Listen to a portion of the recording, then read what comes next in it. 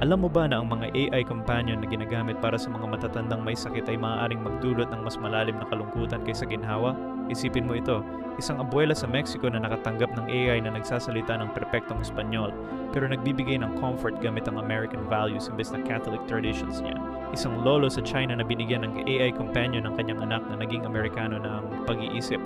Mga magulang sa Korea na nakakuha ng AI na ginawa ng mga anak na tumalikod sa Confucian beliefs nila. Ang nangyayari kasi, ang mga anak na lumaki sa ibang kultura ay nagpo-program ng AI based sa sarili nilang values, hindi sa tunay na pananampalataya ng mga magulang nila.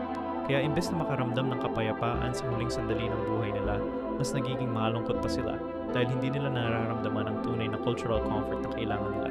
Paano kung ang teknolohiyang dapat sana'y tumutulong ay siyang nagdudulot ng alienation sa pinakamahalagang oras ng buhay natin?